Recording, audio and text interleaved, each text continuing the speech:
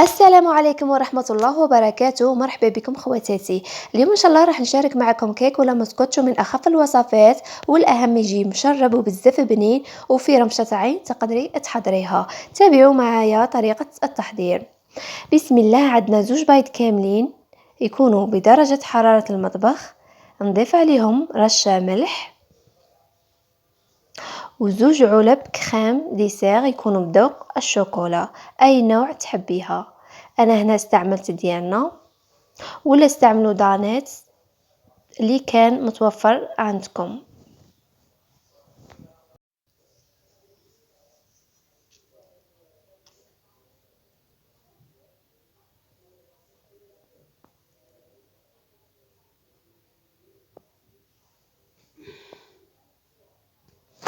غادي نضيف زوج علب من السكر. الاهم من هذا الكيك ولا المسكوتشو تكيلو غير بهذا العلب تاع كريم ديسير. غادي نضيف عليهم كذلك زوج علب زيت،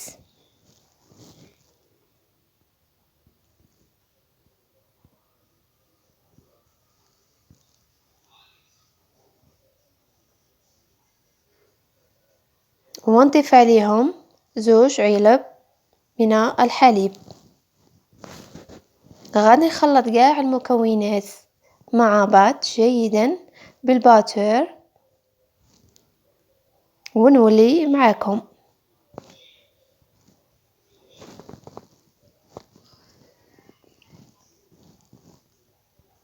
هنا بعد ما كملت الخلط عندي علبة تاع كاندي شوكو،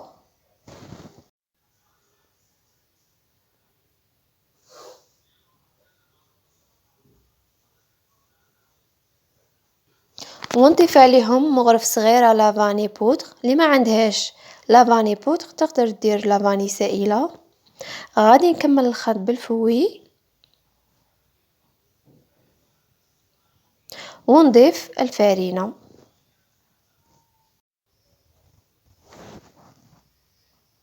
غادي نضيف زوج علب فارينة ونشوف من بعد اذا خاصتني نزيد.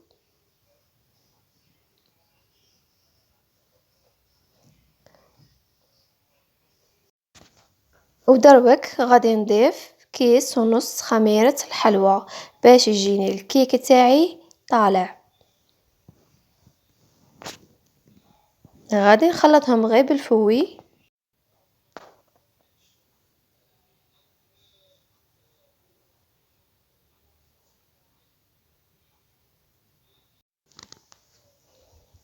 هنا البنات شفت الخليط تاعي مازال خاصته الفارينة، فغادي نزيد زوج علب فارينة،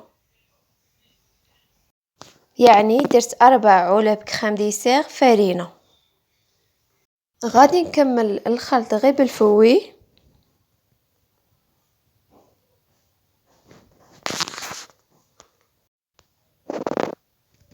هنا خواتاتي غادي نجيب بلاطو ولا سنيوة يكون المقياس تاعه 25 على 30. بعد ما دهنته ورشيت عليه الفارينة غادي نفرغ الخليط تاعي.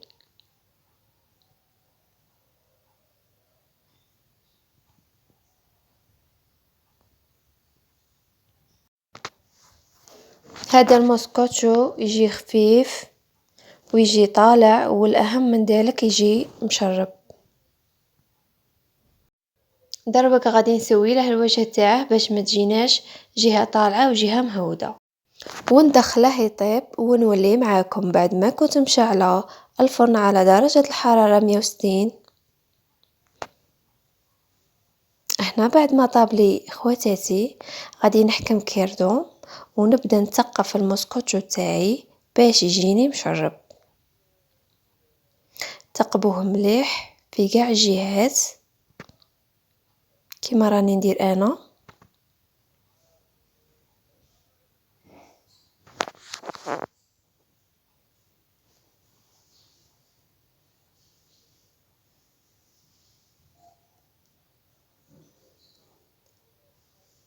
هنا خواتاتي كان عندي هذا الكاوكاو، غادي نطحنه باش من بعداك نزوق به. وهذه شوكولا بعد ما ذوبتها في حمام مائي وزدت عليها شوية حليب وغادي نفرخها فوق المسكوتشو تاعي.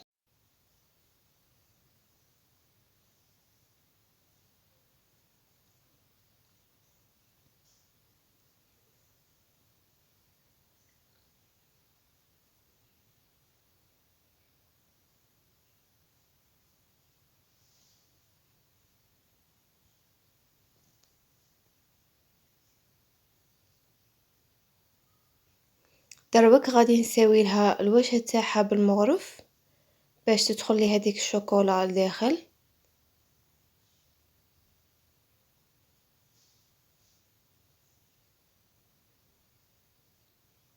والتزيين حبيباتي يبقى اختياري، انا هنا زينت بشويه كاوكاو كانت عندي، تقدروا تزينوا بنواه كوكو ولا بشوكولا فيرميسيل كيما حبيتو كيما كان متوفر عندكم.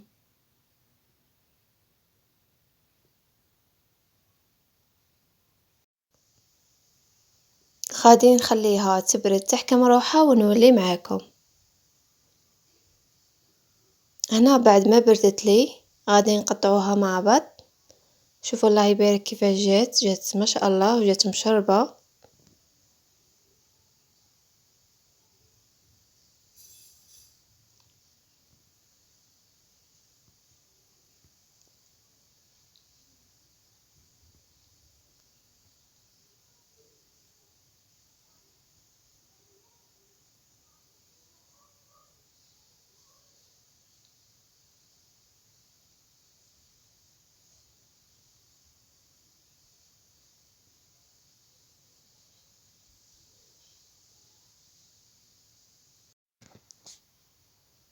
دوك نقسم لكم قطعه وتشوفوا كيفاش جات.